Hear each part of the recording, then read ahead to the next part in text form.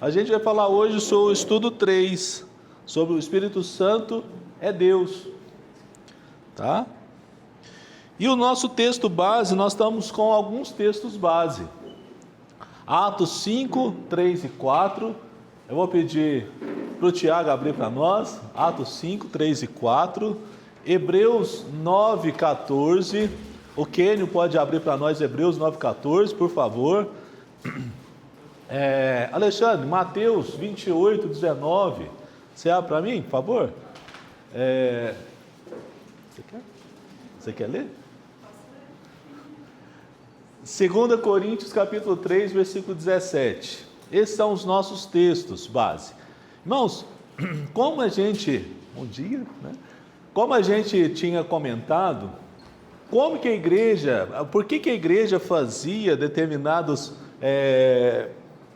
ela formulava, vamos colocar assim, dentro dos seus concílios, ela formulava doutrinas em relação a alguma coisa. Por quê? Porque ela sempre era agredida de uma forma com uma heresia, tá? Sempre alguém levantava uma situação herética, uma situação errada. E dentro dessas situações, né, que eu até trouxe aqui, a gente vê muita coisa hoje parecida.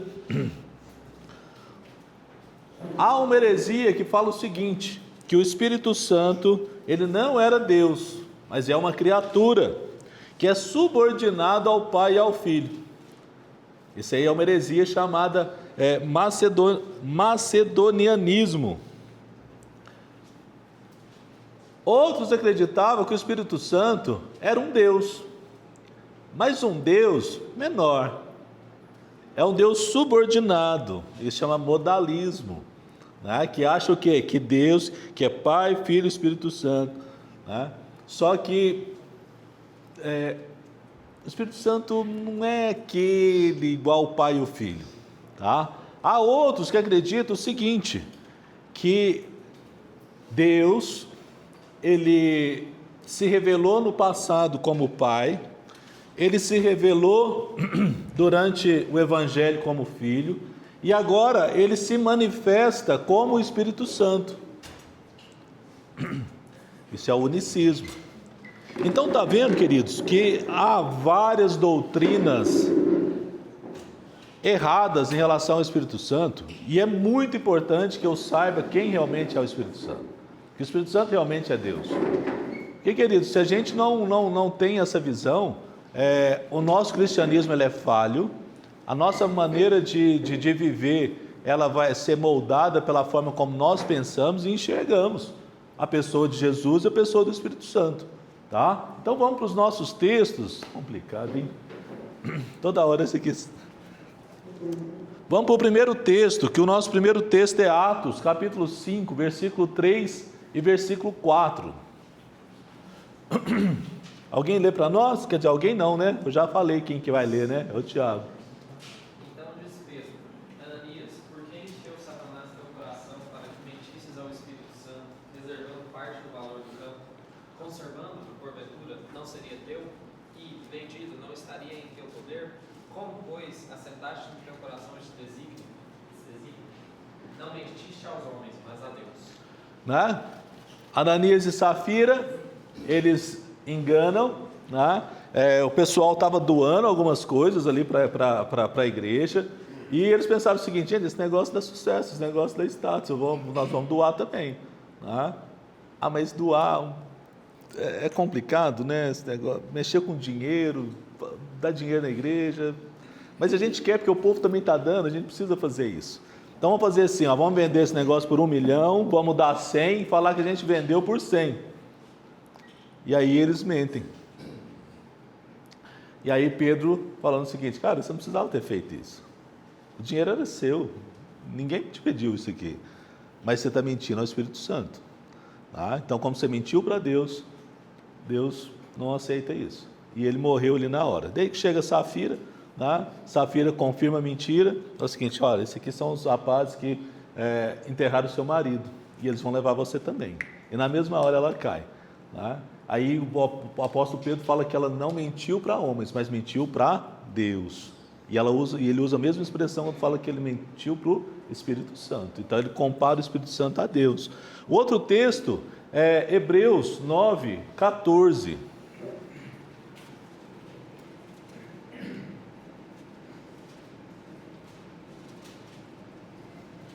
Hebreus 9, 14. Pode ler. Isso, é o texto. Portanto, o sangue de bodes e de touros e a cinza de uma ovelha aspergidos sobre os contaminados os santificam quanto à purificação da carne, muito mais o sangue de Cristo, que, pelo Espírito eterno, a si mesmo ofereceu sem mácula a Deus, purificará a nossa consciência de obras mortas, para servirmos ao Deus vivo. Muito bem. Aqui fala do Espírito eterno, né, que ressuscitou Jesus Cristo. Ele vai falar de que é Deus também, o autor de Hebreus, que a gente não sabe quem é. Mateus 28, 19. Portanto, vão e façam discípulos de todas as nações, batizando-os em nome do Pai, do Filho e do Espírito Santo. Aí ele usa em nome do Pai, ele não usa os nomes, né? Então ele fala o quê? No nome de Deus. O Pai, Filho e Espírito Santo. Ele iguala, né? E aqui quem está falando não é um apóstolo, aqui quem está falando é o próprio Jesus, né? Quando ele está dando ali a grande comissão de Mateus 28. E o último texto, 2 Coríntios capítulo 3, versículo 17. Ora, este é o Espírito, e onde está o Espírito do Senhor, há liberdade. Muito bem. O apóstolo Paulo vai comparar o Espírito Santo, fala o quê? O Espírito do Senhor, o Espírito de Jesus, tá? Mas lembrando que não é Jesus, é o Espírito Santo, também conhecido e chamado o Espírito de Jesus. Irmãos, então como que a gente trata o Espírito Santo, né? Será que nós tratamos o Espírito Santo como um Deus menor? O que a gente afirma?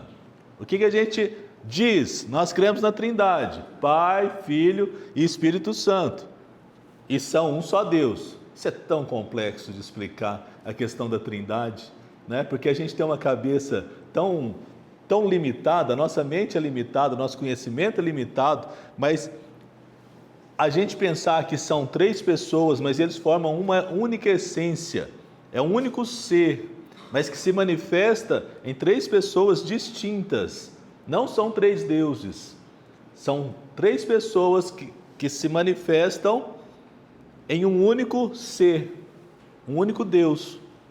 Complexo. Mas o que nós praticamos, né? O Pai, nós acreditamos, é o planejador soberano, aquele que desde antes da fundação do mundo, ele já planejou o plano de salvação, ele já planejou como seria o mundo do início ao fim. Todas as coisas estão escritas, Salmo 90, né? Todos os nossos dias estão contados, sem que nenhum deles houvesse ainda, né? Todas as coisas estão decretadas por Deus. Não é que Deus sabe de antecedência, ele sabia o que ia acontecer. Não, ele decretou todas as coisas, que a Bíblia diz, tá? Deus decreta, desde o começo, ele decretou todas as coisas que aconteciam até o fim. Ele é o planejador soberano. O Filho, o Salvador histórico, aquele que entra na história, né? Morre pelos nossos pecados e nos salva. Mas e o Espírito Santo? Aqui está a grande pergunta, a grande dúvida, o grande questionamento das pessoas.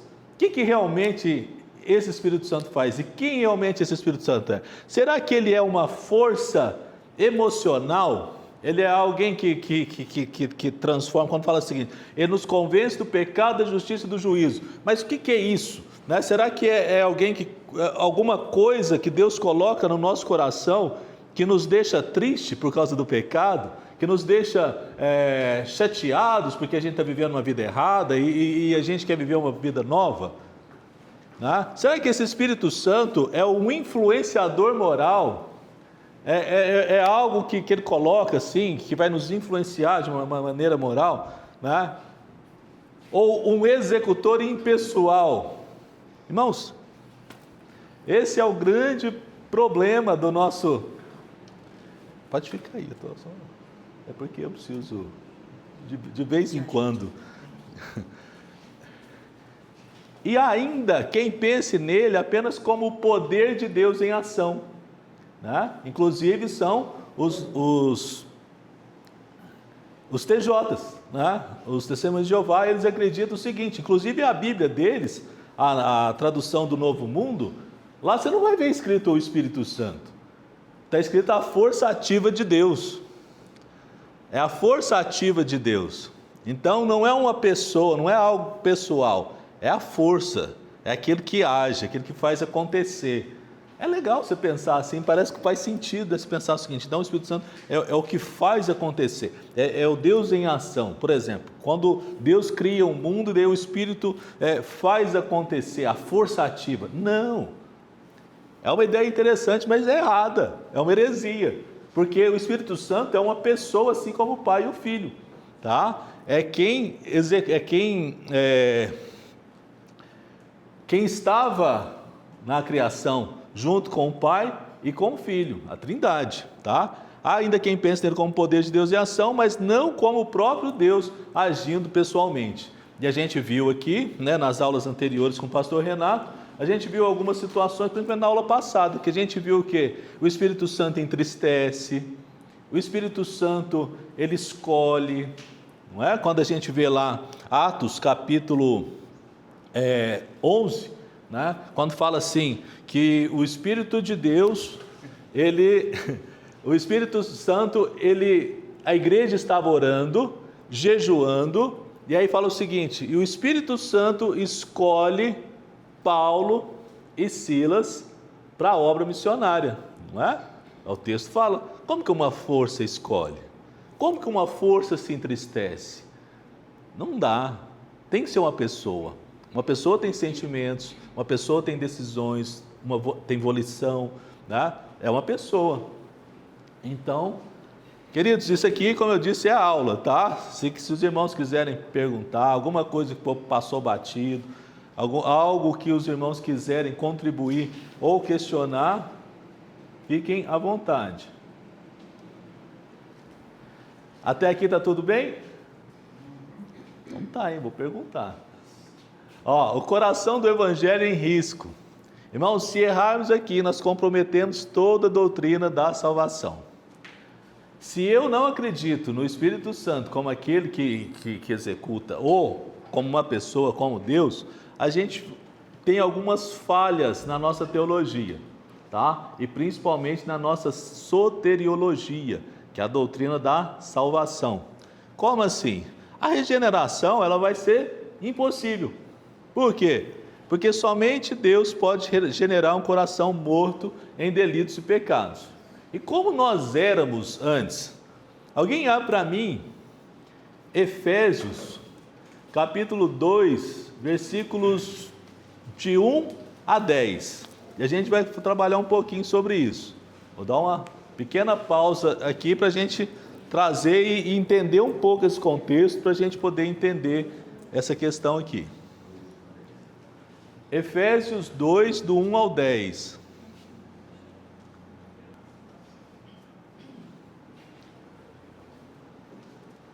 Pode ler, quem achou, e ler alto.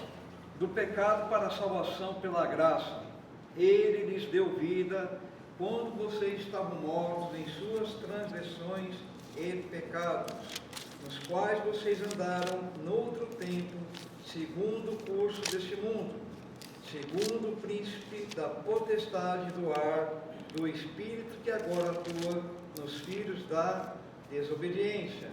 Entre eles também nós todos andamos no passado, segundo as inclinações da nossa carne, fazendo a vontade da carne e dos pensamentos, e éramos por natureza filhos da ira, como também os demais. Espera só um pouquinho, irmão, só para a gente entender. Olha o contexto que o apóstolo Paulo fala. Ele fala o seguinte, irmãos, todos nós éramos mortos. E aqui quando ele fala de morto, aqui ele fala de morto no sentido espiritual, né? A nossa parte espiritual, ela não conseguia enxergar e pensar nas coisas de Deus. Alex, mas todo mundo é religioso, todo mundo tem uma religião. Mesmo sem ser crente, todo mundo tem uma religião. Ser religioso é diferente de ser vivo, tá? Porque religião é algo que os homens tentam, e o religioso, ele não é salvo por quê? Porque o religioso, ele busca chegar a Deus pelos seus méritos. Pode ver que todas as religiões, todas as religiões, sem ser a religião cristã, e a cristã verdadeira, ela vai colocar o seguinte: faz alguma coisa para você chegar diante de Deus. Você tem que fazer isso, você tem que ir a pé até não sei aonde, você tem que ir em Meca pelo menos uma vez na vida, você tem que dar esmola, você tem que fazer caridade, você tem que fazer isso, você tem que fazer aquilo. São meios para que eu me aproxime de Deus. Então, assim, as pessoas estão buscando a Deus por si só. Isso é religião. É a busca do homem para chegar a Deus pelos seus méritos. E aí a Bíblia vai falar o seguinte: todos éramos mortos nos nossos delitos e pecados. Por quê? O livro de Isaías vai falar o seguinte, que as nossas ações de justiça, o que a gente tenta fazer de bom, aos olhos de Deus está corrompido. E aí ele usa uma expressão: todas as nossas benesses, tudo aquilo que a gente faz de bom diante de Deus não passa de trapo de imundícia. E trapo de imundícia, irmão, na época era o que a mulher usava no seu período, tá? Então Deus olha aqui e fala o seguinte: sabe o que você faz? As suas bondades, os seus atos de justiça, aquilo que você faz, que você tenta fazer de bom, para mim, não passa de trapo de imundícia, é sujo. Porque é o texto que a gente leu, porque nós éramos por natureza filhos da ira. Nós éramos por natureza filhos da ira. Nós éramos por natureza inimigos de Deus. Deus nos olha como inimigos antes da regeneração. Ah, Alex, mas não é que todas as pessoas são filhos de Deus? Não, senhor. Se a gente for olhar biblicamente, João capítulo 1, versículos 8 em diante, fala o seguinte: mas a todos quanto creram, deu-lhes o poder de serem chamados filhos de Deus, a saber, aos que creem no seu nome. Então, quem é filho de Deus? Os que creem. Os demais, criaturas, inimigos. E aí o texto vai falar o seguinte: e nós éramos assim, mortos. Não conseguimos chegar diante de Deus, não conseguimos encontrar Deus, não conseguimos estar perto de Deus. Mas aí o texto continua, irmão, pode continuar. Mas Deus, sendo rico em misericórdia, por causa do grande amor com que nos amou, e estando nós mortos em nossas transgressões, nos deu vida, juntamente com Cristo, pela graça, vocês são salvos. E juntamente com Ele nos ressuscitou, e com Ele nos fez assentar nas regiões celestiais em Cristo Jesus.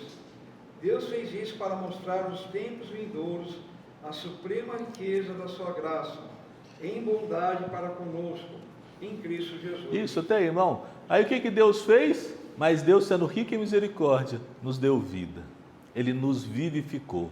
Ele nos fez enxergar as coisas de Deus. Ele nos fez ser vivos diante de Deus. Ele nos deu vida, ou seja, não partiu de mim. Eu não falei o seguinte: eu acho que eu quero esse Deus, hein? Eu acho que esse negócio que esse povo está pregando aqui é um negócio muito interessante que eu acho que eu quero, né? Esse negócio de Jesus te ama, não sei o quê. Não foi isso, né? Foi o seguinte: Ele colocou no meu coração um desejo de buscar Deus, que não viria de mim de maneira nenhuma, mas eu nunca teria uma vontade dessa, de querer buscar Deus, porque eu era inimigo, filho da ira, inimigo de Deus. Por isso que as pessoas odeiam as coisas de Deus. E nós vivemos numa geração hoje, num tempo de hoje, que as pessoas não são só anti-religião, as pessoas são anti-cristianismo, as pessoas são anti-valores cristãos. E não pense, irmãos, que porque está fazendo isso na maldade. Não, é a natureza. A natureza daquele que não é salvo é ser inimigo das coisas de Deus. É não querer, é falar o seguinte: ama a religião, mas o Deus verdadeiro e a sua palavra são oposição, tá? Aí Deus nos dá vida, e Ele continua falando o seguinte: foi por causa de mim? Não, olha o que Ele diz no versículo 8: porque pela graça sois salvos, mediante a fé, isso não vem de vós, é dom de Deus, não de obras para que ninguém se glorie. Queridos, mas quem faz isso? Né? Obrigado, cara. Mas quem faz isso? Quem faz isso é só Deus. Através do Espírito Santo, porque é o Espírito Santo que nos convence do pecado, da justiça e do juízo. O que é isso? Ele me convence que eu sou pecador. Ele me convence que Deus é um Deus justo e que vai punir o pecado. E Deus me convence que vai ter um juízo. E que se eu não converter dos meus pecados, eu vou aguardar o justo juízo de Deus e vou me afastar completamente da presença de Deus por toda a eternidade. E quem faz isso, queridos, é só o Espírito Santo. Então não é impossível que ele seja uma força, tem que ser uma pessoa, porque ele age de maneira pessoal, ele age no meu coração, de acordo com as minhas necessidades, de acordo com o meu histórico de vida, de acordo com o meu contexto de vida. Ele vai trabalhar no meu coração de uma maneira muito diferente que trabalhou no coração dela, que trabalhou no coração dele, trabalhou no coração dele. É um Deus pessoal, é um Deus que vai agir nos nossos corações, individualmente. Então, queridos, se eu começo a achar, se eu erro aqui, eu comprometo a doutrina da salvação. Por quê? Porque a regeneração se torna impossível. Só Deus pode regenerar um coração morto em delitos e pecados. Por isso que as religiões não conseguem atingir, né? Toda religião leva a Deus, e não leva. Jesus diz: eu sou o caminho, a verdade e a vida, ninguém vem ao Pai senão por mim. A habitação simbólica, somente Deus pode habitar no coração humano sem deixar de ser transcendente. O que é isso? E aí, pelo fato de eu ser morto, como que Ele me dá vida? Quando Ele habita no meu coração. Isso aqui é mais um dos mistérios e dos milagres, né? Saber o seguinte: como que um Deus transcendente, como que um Deus Criador dos céus e da terra, tão poderoso, tão grande, tão majestoso, Ele pode habitar num coração que antes era morto, tá? O Espírito Santo, essa é a ação do Espírito Santo, de vir habitar no nosso coração e nos trazer vida, tá? É a habitação simbólica. E aí o esforço humano, sem o Espírito Divino, a santificação seria mero esforço humano assistido. Por isso, queridos, que muita gente, e aqui fica uma crítica, e que a gente até comentou lá na quarta-feira no pequeno grupo. Por que tem muito crente que vive desesperado?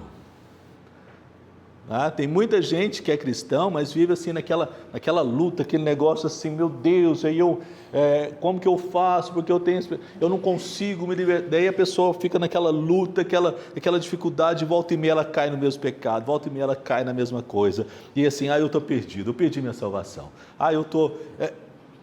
Irmãos, se não for a ação do Espírito Santo em nossas vidas, o nosso esforço é vão. Eu vou esforçar, mas eu vou cair, porque a minha natureza é pecaminosa, a minha natureza é errada. Eu vou, por natureza, querer fazer o que é errado. Se não é a habitação do Espírito Santo, e se não for o Espírito Santo em mim, me santificando, né, eu vou, volta e meia, falhar. Pode falar, irmão. Presbítero, o senhor falou uma frase aí que me deixou até assim mais preocupado. Qual foi? Aquela que falou assim: todos os caminhos levam a Deus. E aí, aí o senhor me lembrou, porque tem alguns pregadores de algumas igrejas que estão usando outra vertente, que eu acho que os espiritismos usam muito. Qual? Todos os rios levam ao oceano. Eu acho que dá o sentido dessa frase aí. E ouvindo isso de um pregador de uma igreja evangélica de uma grande circulação aqui dentro da cidade. Aí na hora eu parei e pensei, lembrei dessa frase do senhor: estão usurpando agora aquela frase que todos os caminhos levam a Deus, e agora estão usando essa outra frase, né? Todos os rios levam para o oceano. O oceano seria Deus e os rios seria nós, né? É isso mesmo que você já ouviu falar essa? Mas se for partir por esse princípio, está errado, né? Porque o que Jesus diz, né? João 14:6, né? que ele fala que eu sou o caminho, a verdade e a vida. Ninguém vê ao Pai senão por mim. Irmãos, não há outro caminho. Não há.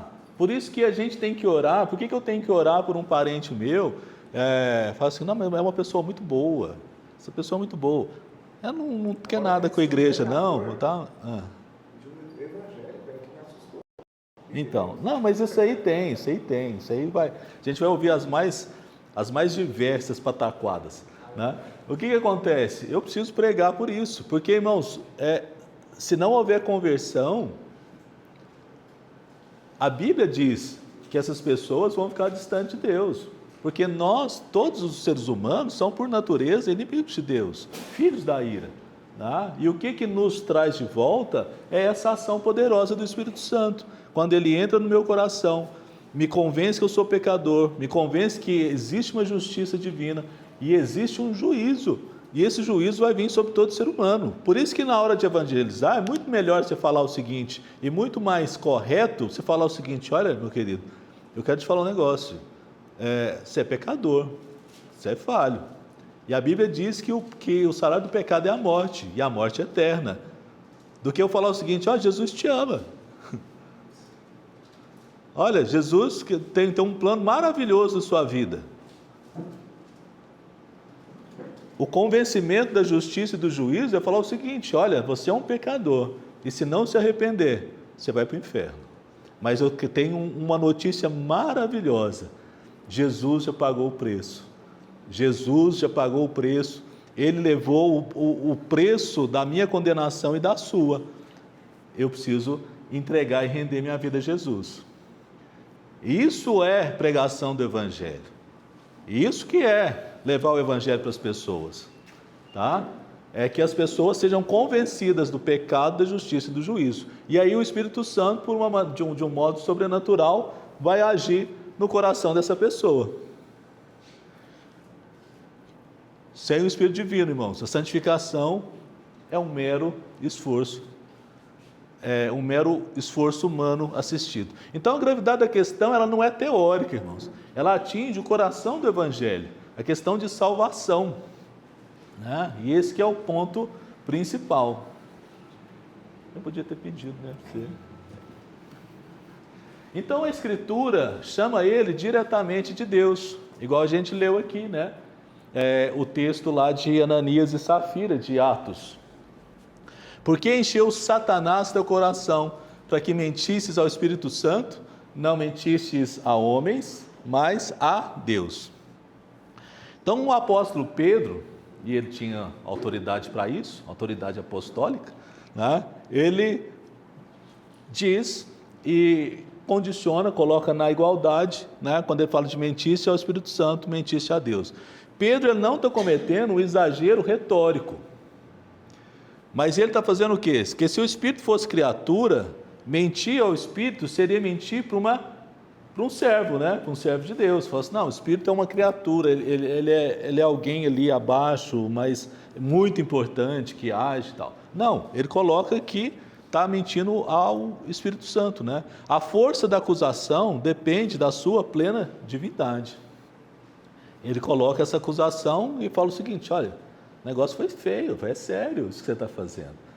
Irmãos, e a gente às vezes é tão sem temor. Eu vou falar a verdade, às vezes a gente não tem esse temor que a gente deveria ter. Se a gente lê um texto desse, né, lógico, fala assim, mas por que Deus hoje não acontece isso, né, cara? Por que Deus não fulmina as pessoas?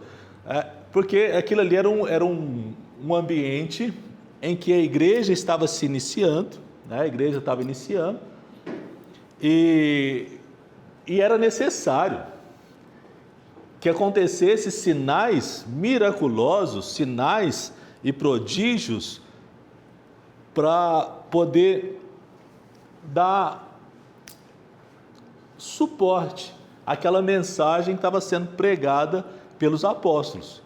Por isso que aí, quando Pedro passava, a sombra de Pedro curava, né? Paulo, o lenço lá, mandava o lenço lá e o lenço curava. Sinais extraordinários aconteciam, né? Porque era necessário que isso acontecesse, né? Porque era uma igreja incipiente e que ela precisava de ter uma autoridade por trás. E a autoridade era o quê? A autoridade era por meio de sinais. E aí, quando acontece essa morte, né, as mortes, tanto de Ananias e Safira, a continuação do texto fala o quê? E caiu grande temor em meio à igreja. Assim, puxa vida, esse negócio aqui não é brincadeira não. Esse negócio aqui é sério. Mudou alguma coisa, irmãos? Não. Esse negócio aqui é sério. Por isso que muita gente que às vezes, né, tá à frente de trabalho e às vezes tem que levar mais a sério, pensar o seguinte: meu Deus, eu estou ensinando para o povo. O que eu estou ensinando e como que eu estou ensinando e por que eu estou ensinando esse negócio? Né? E o temor de Deus, porque eu posso não ser fulminado aqui agora, mas e a eternidade? Né? Que é o mais sério. Como que vai ser esse negócio? Né? Mas muita gente não tem. Muito bem, obrigado. Então o que acontece? Como que a gente vai saber que Ele realmente é Deus?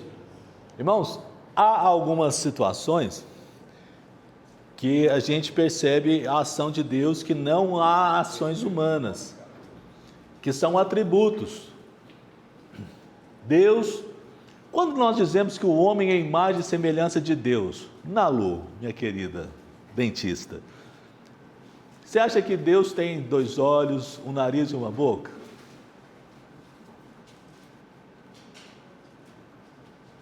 Pode dizer o que você acha. Não, pode falar assim, eu acho. Ou eu não acho. Ou não... Eu acho que ele pode se apresentar como uma pessoa como humano. Quando eu falo de Deus, a gente está falando do Deus, né? Vamos colocar assim o Pai lá na eternidade, Deus Criador, né? Porque o texto não fala assim: façamos, pois, o homem à imagem e semelhança de Deus. Não é verdade? É verdade. E aí a gente pensa assim: nós temos a imagem e semelhança de Deus. Tá?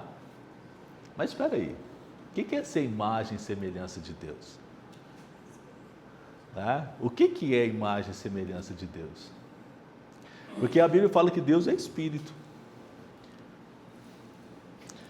E o texto, pelo que a gente aprende, e na teologia a gente vê, o Espírito não tem forma, o Espírito não tem... Né? Então, o que seria isso? Né? Irmãos, há atributos. Né? Deus é justo, Deus é amor, Deus é misericordioso. Todos esses atributos que a gente tem, todas essas qualidades, essas coisas boas que a gente herdou de Deus. Isso é o que nos diferencia dos outros seres. Nós somos a imagem e semelhança de Deus. Só que a Bíblia fala que quando o pecado entra, essa imagem e semelhança, elas são distorcidas. E se fosse algo físico, então será que a questão da distorção seria feiura? Não é essa a ideia. Então a ideia de imagem e semelhança é o quê? São os atributos comunicáveis. Aquilo que Deus nos comunica, aquilo que Ele passou para nós. Tá? Então o que Ele passou para nós? Nós temos amor? Temos, mas por causa do pecado esse amor é atrapalhado. Tá? Eu amo aquilo que eu quero amar, eu gosto daquilo que eu gosto, aquilo que eu não gosto, né? Nós somos justos? Somos, nós temos senso de justiça, só que essa justiça está corrompida. Tá? Essa justiça está corrompida por causa do pecado. Nós somos misericordiosos? Nós somos misericordiosos. Né? Aconteceu um negócio lá em Minas Gerais agora, caiu aqui todo mundo doando, né? Isso é misericórdia. Mas só que essa misericórdia é distorcida. Por quê? Porque eu quero que o meu nome esteja lá. Fala o seguinte: o Alex doou R$1.000. Eu quero que apareça em algum lugar, porque eu quero que as pessoas vejam que eu fiz isso. Né? Então o que acontece? A gente tem uma imagem e semelhança distorcida. Agora, tem atributos de Deus que são incomunicáveis. E é isso que demonstra que Ele é Deus. Por exemplo, atributos de Deus incomunicáveis. Deus é eterno. Eu não sou eterno. Teve um dia na história que Deus criou, ou eu acredito que Ele criou, que tem um depósito de almas lá no céu, e quando há uma fecundação, essa alma vem, Ele manda. Ou eu acredito que na hora que o homem e a mulher tem relação e o espermatozoide encontra com o óvulo, ali também nasce uma alma, né? Mas independente se eu acredito de uma forma ou de outra, a minha alma um dia teve origem. Agora de Deus não. Deus é eterno. Deus ele não tem princípio de dias. É um negócio muito complicado. Por quê? Porque nós estamos dentro de tempo e espaço. A gente é preso ao tempo e espaço. Por isso que quando a gente morre, a gente sai disso. A gente fica fora do tempo e espaço. A gente vai para a eternidade. A gente entra na eternidade, que é um lugar que não tem tempo. Muito estranho isso, irmãos. Esse negócio é muito esquisito para a nossa mente, porque a gente é muito preso nesses negócios. Mas Deus é assim. A gente leu esse texto, não leu? Hebreus 9,14. Vamos ler de novo? Muito mais o sangue de Cristo, que pelo Espírito eterno, si mesmo ofereceu sem mácula a Deus, purificará nossa consciência de obras mortas, para servirmos ao Deus vivo. Muito bem. Qual que é o foco aí do texto? Ele chama, o autor de Hebreus chama o Espírito de Espírito eterno. Ele vai falar o seguinte: o Espírito ele é eterno. Ele chama o Espírito Santo de Espírito eterno. Ou seja, é um atributo exclusivamente divino. Ele me comunicou a eternidade? Não. Eu sou imortal. A minha alma não morre mais, mas ela teve um início. Tá? A nossa alma não vai ter fim mais. Ou um dia ela estará com Deus por toda a eternidade, ou um dia ela estará separada de Deus por toda a eternidade, mas ela vai continuar existindo por toda a eternidade. Tá? Outra coisa, Deus é onisciente, e Ele não comunicou isso para nós. Isso aqui não é a imagem semelhante de Deus que passou para nós. Tá? Ele é onisciente. O que é isso? Ele sabe todas as coisas, Ele conhece todas as coisas. Eu achei tão interessante o texto que o pastor leu hoje, que viu o que o pastor leu? Ele leu o texto lá, pregou e falou o seguinte: e Jesus, conhecendo a cada um, ele sabia, eles estavam lá pensando entre si, né? Os discípulos estavam lá pensando entre si, e Jesus conhecia e falou o seguinte: mas por que vocês estão cogitando isso aí? Cogitando no coração. Jesus conhecia o que eles pensavam, conhecia o que passava no coração, e às vezes nós não conhecemos. Existe uma teoria na psicologia que chama do auto-engano. E eu achei isso aí tão interessante, nisso aí eu acredito. O que acontece? Que a gente é auto-enganado sem querer. A gente escolhe fazer, e às vezes a gente acredita numa determinada situação que na realidade a gente nem sabe por que e a gente está indo atrás daquele negócio. Agora o Espírito Santo não. O Deus, ele nos conhece a origem. Por que eu penso em determinada coisa? O que me faz pensar? Ele conhece a profundidade. E aí o texto de 1 Coríntios capítulo 2, versículo 10 e 11. Alguém lê para nós, por favor. Deus, porém, revelou isso a nós por meio do Espírito, porque o Espírito sonda todas as coisas, até mesmo as profundezas de Deus. Pois quem conhece as coisas do ser humano, a não ser o próprio Espírito humano que nele está, assim ninguém conhece as coisas de Deus, a não ser o próprio Espírito de Deus. Olha que interessante, né? Ele está querendo dizer o quê? Que o Espírito Santo sonda as profundezas de Deus. Ele tem um conhecimento interno, íntimo e absoluto que só Deus possui. Então, é uma prova que o Espírito Santo é Deus. Irmãos, até aqui, alguém quer fazer algum comentário? Alguma coisa que eu falei lá atrás e que você ficou assim: gente, esse negócio eu ainda vou ficar pensando nisso o resto do dia, né? Que você não entendeu alguma coisa, pode ficar à vontade, tá? Eu vou até 11h30, quero terminar 11h30. Então, assim, e aqui são poucos os slides, dá para a gente responder perguntas também, tá? Pode falar, irmão. Seria correto, você falou sobre o pecado, né? Sobre os sinais, aí se explicou sobre o temor de Deus. Mas seria também correto avaliar que os sinais seriam para trazer o arrependimento para as pessoas? assim, até pelo texto que o pastor leu hoje, né, em que elas estão dele, ele até trouxe a questão assim, que as pessoas pediam sinais. Né? Lembra que até aquele texto lá que falou o seguinte: nos dê sinais, os fariseus e os saduceus. Né? E aí Jesus falou o seguinte: eu não vou te dar nenhum sinal, a não ser o do profeta Jonas. Qual que era o do profeta Jonas? Que ficou 3 dias e 3 noites no ventre do peixe, ou seja, ficou no ventre da morte. A ideia é essa, né? Jonas estava morto, não de forma literal, mas ficar dentro da barriga de um peixe. Tá?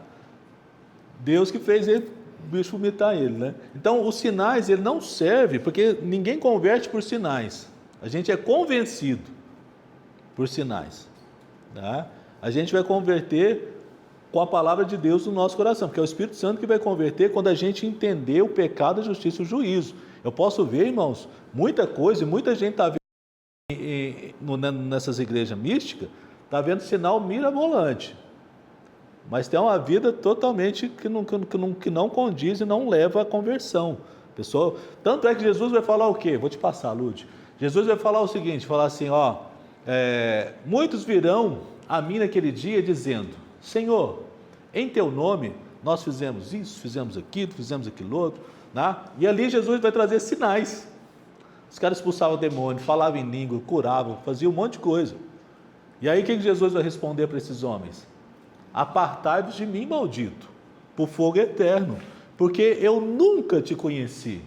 Ou seja, não foi que você era crente e daí você desviou. Não te conhecia não. Sinal, isso não é sinal de nada. Né? O que é sinal é conversão.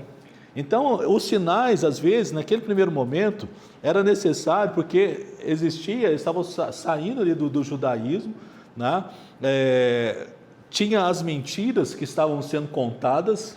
Lembra que Herodes, junto com Pilatos e o conselho da época, eles foram lá e pagaram, né, subornaram os guardas, falaram o seguinte: não, Jesus não ressuscitou não, vamos contar para todo mundo que o corpo foi roubado, vamos contar para as pessoas que aconteceu isso. Né? Então, às vezes tinha que ter uma autoridade para confirmar. Hoje nós temos a palavra de Deus, né, que ela foi escrita e houve o processo canônico, né, de colocar os livros ali, lá por volta do ano 200, 300, dali para frente a gente tem a revelação, né?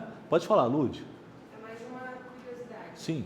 Eu não sei se você vai colocar no próximo tópico, mas quando a gente lê onisciente, onipresente, na nossa mente vem diretamente onipotente. Onipotente. Por que você não usou esse termo aí? Poderia ter usado, né? Mas é porque foi...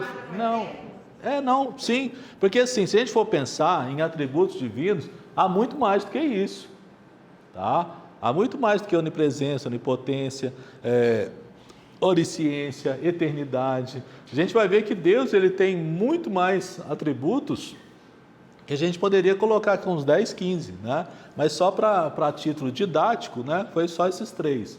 Mas também o Espírito Santo ele é onipresente, né? Tanto é que ele estaria, quando Jesus fala assim, porque Jesus não era no sentido físico, enquanto ele estava aqui nessa terra. Ele era como Deus. Olha para ver que profundidade que é esse negócio. Por que Jesus falou assim, é melhor que eu vá. Por quê? Porque eu vou enviar o Espírito Santo. E aonde você estiver, ele estará também. Porque, por exemplo, se Jesus estivesse vivo hoje, fisicamente, que ele está vivo, mas ele está no céu, mas se Jesus estivesse igual naquele período ali da Judéia, ele estaria num lugar físico. Porque, por exemplo, Jesus, quando ele estava em Jerusalém, ele estava em Jerusalém. Quando ele foi para Jericó, ele foi para Jericó. E Jesus estava ali. Né? Agora, quando ele vai, ele manda o Espírito Santo, né? E o Espírito Santo ele está dentro de nós, ele está conosco. Né?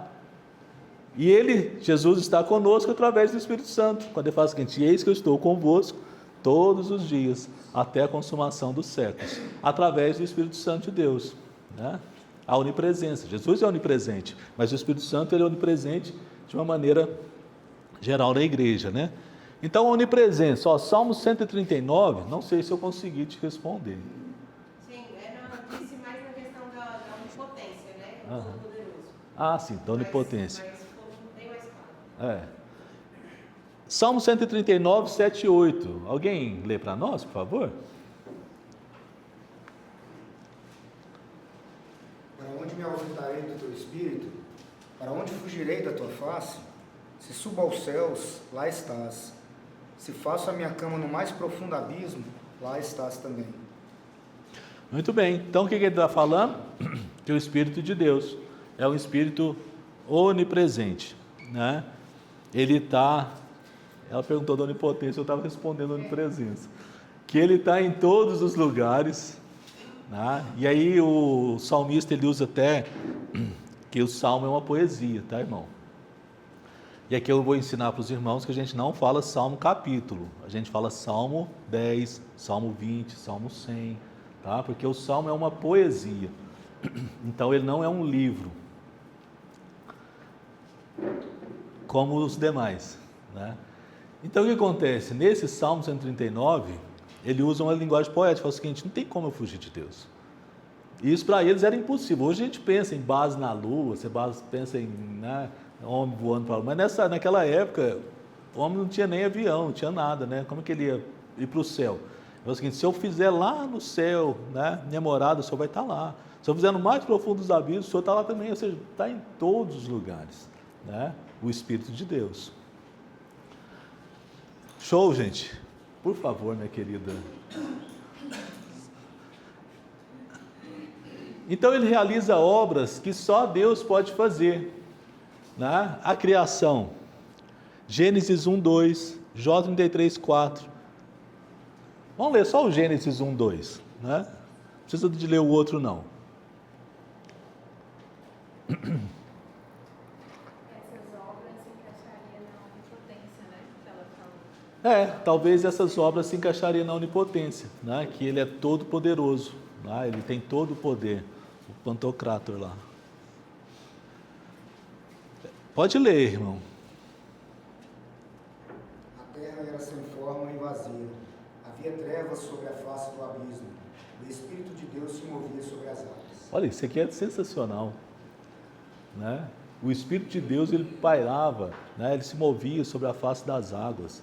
E a ideia aqui é como se estivesse chocando, né? Tipo assim, ele está ali, é como se fosse a ideia de uma ave que já está ali chocando, que está ali preparando para que acontecesse a criação, né? E quem faz isso? O Espírito de Deus, é o Espírito Santo, né? Que é uma pessoa.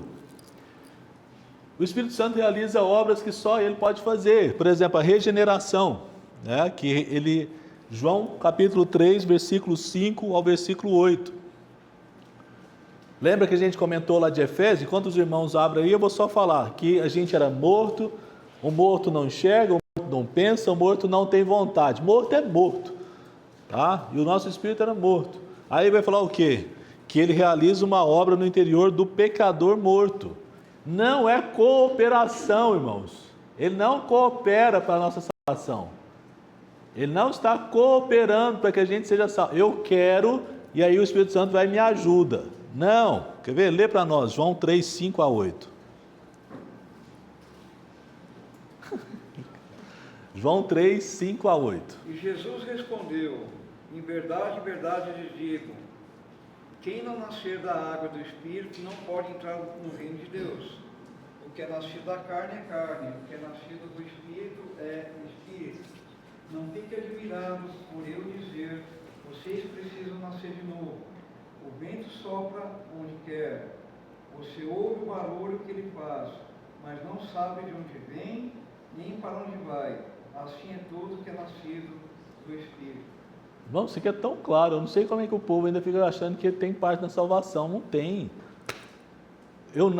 O Espírito ele age da maneira dele. Fala o seguinte: o vento sabe, você não sabe para onde vai, nem para onde vem. Assim aquele que é nascido do Espírito não sabe. É ele que vem. E é impossível ser salvo se eu não tiver esse novo nascimento. E esse novo nascimento ele é realizado pelo Espírito Santo, e só por ele. É uma ação soberana de Deus. É Deus que age, tá? Então quem faz isso? É o Espírito Santo, segundo o nosso evangelista João, né? Então não é cooperação, é uma obra soberana. E na ressurreição, será que o Espírito Santo estava cooperando, estava ajudando, estava fazendo alguma coisa na ressurreição de Jesus? Romanos 8:11. Subirá ao céu o Espírito daquele que ressuscitou a Jesus dentre os mortos. Esse mesmo que ressuscita Cristo, Jesus dentre os mortos, e vivificará também o nosso corpo. Amém. Amém. Muito bom, irmão, até aí. O mesmo Espírito que ressuscitou Jesus dentre os mortos é o que vivificará o vosso corpo, né? Tá vendo? Quem ressuscitou Jesus é o Espírito Santo. Ele ressuscita e ele nos vivifica. Então é o seguinte, puxa vida, se esse mesmo Espírito ele trouxe Jesus de volta à vida, né, e fala que é o mesmo que está dentro de mim e age em mim, meu Deus do céu, que maravilhoso, tremendo. Aí eu posso ficar tranquilo em relação até a minha vida. Nós vamos colocar isso nas aplicações. Ah, tem um pecado que eu não consigo abandonar, vou ficar com esse negócio o resto da minha vida, meu Deus do céu. Não. Se o Espírito que transformou, que trouxe Jesus de volta à vida, o Espírito Criador de todas as coisas, ele mora dentro de mim, será que ele não pode me ajudar a vencer um pecado? Será que ele não pode me ajudar a viver uma vida reta e santa? Ele não pode me ajudar a enxergar, a crer nas coisas de Deus e viver para a glória de Deus? Irmãos, é incredulidade, se eu não crer dessa forma, né? Pode passar, por favor, minha querida ajudante. Então, sua posição na fórmula trinitária, né? Quando fala o seguinte, aquela passagem lá da grande comissão, que a gente leu antes, né? De Mateus 28:19, né? Batizando-os em nome do Pai, do Filho e do Espírito Santo, Mateus 28. Um nome do Pai, do Filho e do Espírito Santo. Observe que o texto diz em nome, singular, não em nomes, no plural. Isso indica a unidade de essência, compartilhando a mesma dignidade, a mesma autoridade e a mesma identidade. Colocar um ser criado nessa fórmula sagrada seria blasfêmia. Se eu não colocar e falar que o Espírito Santo é Deus, por que eu estou colocando ele no mesmo pé de igualdade? Jesus colocou no mesmo pé de igualdade do Pai e do Filho, né? Você assim, mas é um ser criado, é a força ativa de Deus. Não, é uma pessoa, é Deus, tá? Tranquilo aqui, queridos? Pode passar, por favor, eu acho que está acabando. Ele recebe o título sagrado de Yahvé. Lembrando, irmãos, que no hebraico não há vogais, né? São só as consoantes. Então esse nome é um nome meio que perdido, né? Então, por exemplo, Yahvé, a gente não sabe, mas a gente coloca assim. Ora, mas o Senhor é Espírito.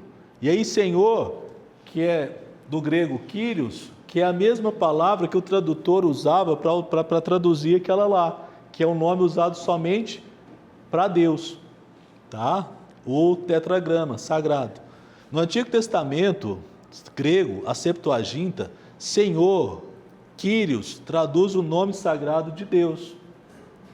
E atribuir esse título ao Espírito é uma declaração teológica profunda de soberania absoluta.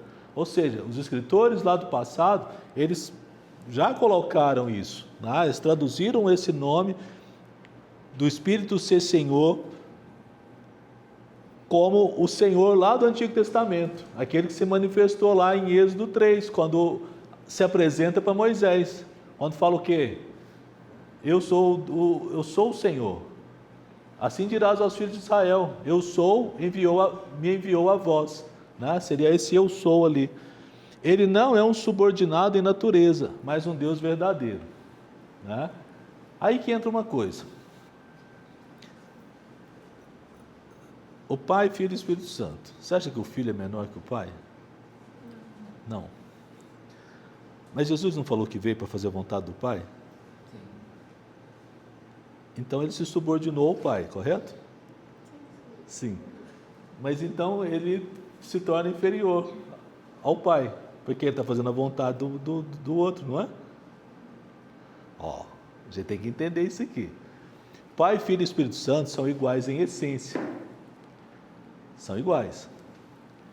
Todos têm o mesmo poder, têm a mesma essência, a mesma autoridade.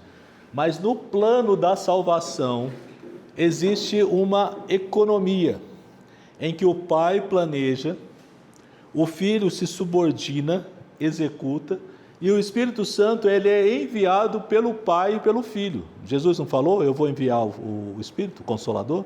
Então ele é enviado. E tanto é que o Espírito ele fala dele mesmo. Jesus fala o seguinte, e ele não falará de si mesmo, mas falará de mim.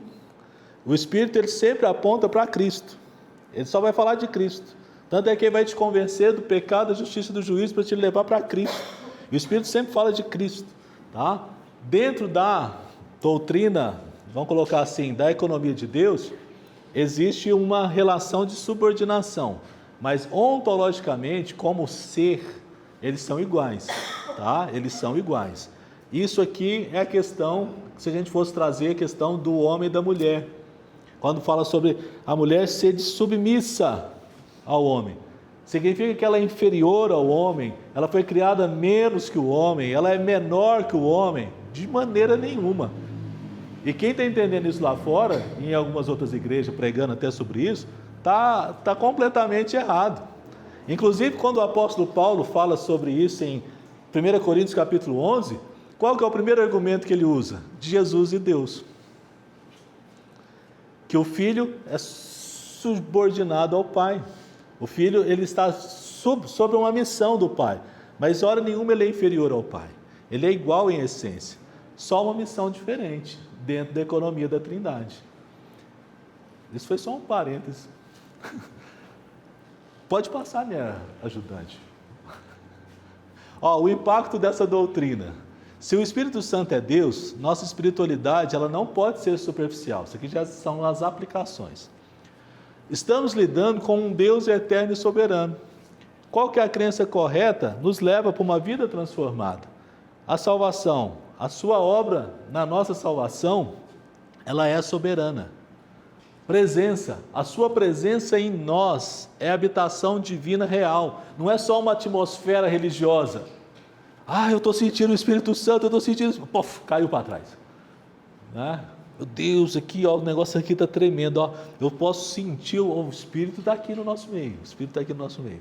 O negócio aqui está... E aí te leva para essas emoções, te leva para o sensacionalismo, te leva para o emocionalismo. Você está sentindo, sente aí, sente o Espírito Santo. Irmão, o Espírito Santo habita em você, se você é crente. Tá? Se você é cristão, o Espírito Santo é presença garantida e real. E não é ele vai embora e volta, não. Ele está conosco. A Bíblia fala que ele é o selo, não é? Ele é o selo da nossa salvação. Sabe o que é isso? O selo da salvação? Ele nos selou para falar o seguinte: esse aqui é meu. Aí esse selo é o seguinte: lá no fim da eternidade, aquele que é selado é recolhido. E esse selo é eterno. Ele não tira o selo. Porque a ideia, irmãos, a gente tem que analisar pelo contexto. A ideia de antigamente era o quê? O rei selava o documento. Esse documento fui eu que escrevi. Pronto. É dele. Ele foi lá e selou, colocou lá a cera, pôs o anel que tinha as gravações lá do reinado dele e colocava ali, pronto, selou, está selado, aquele documento é selado. Então, irmãos, é uma garantia. O Espírito Santo garante-nos a salvação. Como? Habitando em nós. A sua presença em nós é uma habitação divina real, não é uma atmosfera religiosa. Então, portanto, se ele habita em nós, se ele é o Espírito que ressuscitou Jesus, se ele é o Espírito criacional, o que transforma a sua santificação não é um incentivo moral, mas é a ação do próprio Deus. Por isso que eu posso ter confiança de falar o seguinte: Deus, meu pecado é mentira. E eu confesso para o Senhor que o meu pecado é o adultério. Eu confesso ao Senhor que o meu pecado é o roubo. Mas eu sei que o Espírito Santo que habita em mim é aquele que pode me transformar, que pode me ajudar, aquele que ressuscitou Jesus dos mortos, aquele que transforma, aquele que age. Ele vai me ajudar e Ele vai me transformar e vou vencer esse pecado. Porque não é por mim, é porque o Espírito Santo habita em mim e eu posso ter essa garantia, essa certeza de transformação. Essa é a aplicação mais real que a gente pode fazer para a nossa vida, irmão. Se o Espírito Santo habita em nós, não há mais pecados que nós possamos falar o seguinte: isso aqui eu não dou conta. Isso aqui, eu vou levar isso aqui para o resto da minha vida. Irmãos, é o Espírito Santo. Né? Agora, por nós, se a gente for falar assim, eu vou lutar, vou tentar vencer, vou tentar... Não, volta e meia você vai cair. Vai acontecer uma situação, vai acontecer alguma coisa, e a gente não tem a transformação real. Cara, tem mais um, por favor? A existência torna-se, meu Deus, já passou das 11h30. A existência torna-se profundamente reverente. A vida cristã passa a ser vivida com a consciência santa. Reverência deixa de ser formalismo externo e se passa a ser uma percepção constante que estamos vivendo diante de Deus. Irmãos, eu vivo diante de Deus todos os dias, eu não preciso fazer formalismo nenhum, eu não preciso de um culto, uma liturgia, para poder falar o seguinte: olha, eu preciso me aproximar de Deus, vou chegar diante de Deus. Eu estou na presença de Deus, porque o Espírito Santo habita em mim, eu vivo diante de Deus.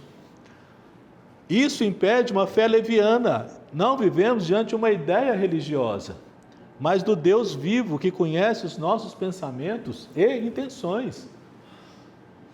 Nós estamos diante de Deus que conhece tudo, e Ele sabe até as nossas fraquezas, né? Então é tão mais fácil eu poder falar o seguinte: Deus, aqui acabei de errar aqui, o Senhor sabe, o Senhor está aqui comigo, né? Me perdoa, me ajuda aqui a vencer esse negócio, né? Por favor, canta. O pecado oculto ganha peso e gravidade, porque eu acho que eu estou pecando escondido da Damares, né? E às vezes eu estou mesmo pecando escondido dela, mas de Deus eu não estou. De Deus eu não estou. O pecado oculto, ele ganha uma gravidade, porque não tem como eu esconder. Queridos, quebrar regras, né? Não é mais quebrar regras, não estou quebrando regras, eu estou entristecendo a Deus. Porque aí o negócio muda de figura, igual essas igrejas falam assim: não pode isso, não pode aquilo, porque senão você vai para o inferno. Não, irmão, você não vai para o inferno, mas você está entristecendo o Deus que habita em você. Nós estamos entristecendo a Deus. Pecar não é apenas quebrar uma regra moral, é entristecer o próprio Deus que habita em nós. Isso dá uma gravidade absoluta aos pecados ocultos, palavras impensadas, atitudes privadas. A consciência torna-se mais sensível. O pecado deixa de ser uma fraqueza comum e passa a ser reconhecida como uma afronta a um Deus santo que habita e opera em nós. Está vendo como é que a gravidade se torna maior? Irmãos, é muito pior. Tem muita gente que está na igreja com medo de inferno. E esse negócio está errado, porque essa pessoa não teve uma vida transformada. Porque essa questão não é isso. É o entristecer a Deus. Isso tem que me causar temor, me causar tristeza, me causar angústia. Eu estou entristecendo a Deus, que está comigo, que habita em mim, que opera em mim, que morreu na cruz por mim. Mais um, por favor. Eu acho que é 3. E a oração torna-se comunhão com Deus presente. A oração deixa de ser um discurso dirigido a um Deus distante e torna-se comunhão com Deus que está presente. Aí é aquele negócio que a gente fala sobre intimidade com Deus, relacionamento com Deus.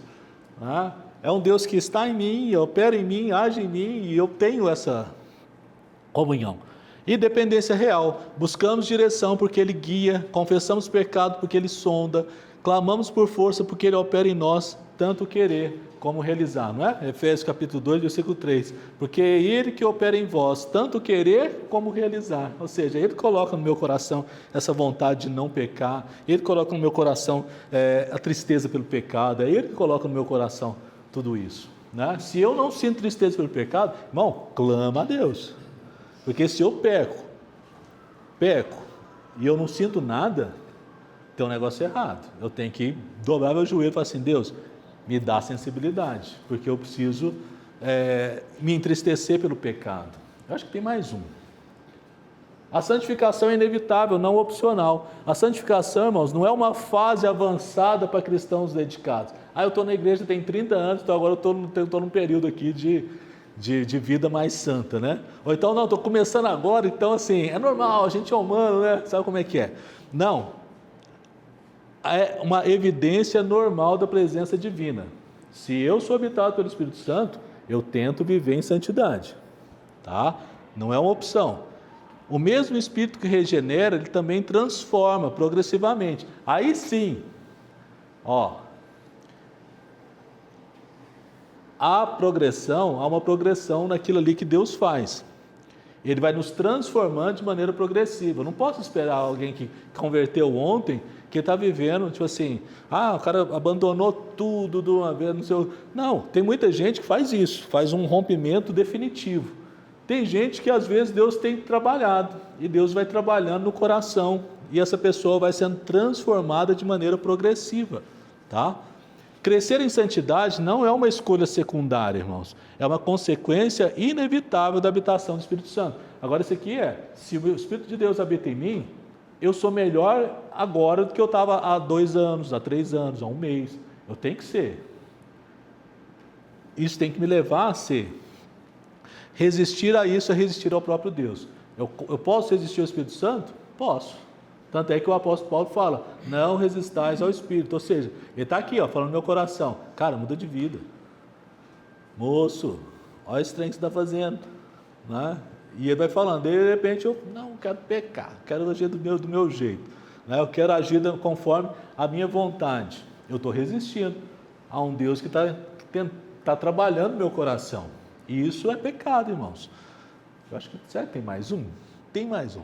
Expressões chaves. O Espírito Santo não é um poder criado, não é um ser intermediário, não é um representante distante. Ele é o Deus eterno, aquele que cria, que regenera, que habita em nós e que santifica. Eu sei que tem mais um que são as perguntas. Pode pôr.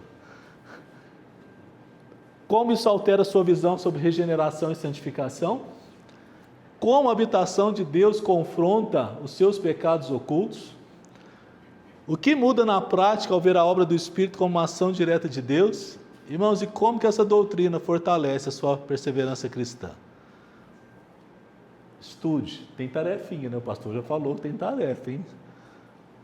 Leia Romanos 8, observe cada ação do Espírito Santo e anote como elas se revelam, como elas revelam a sua divindade e soberania.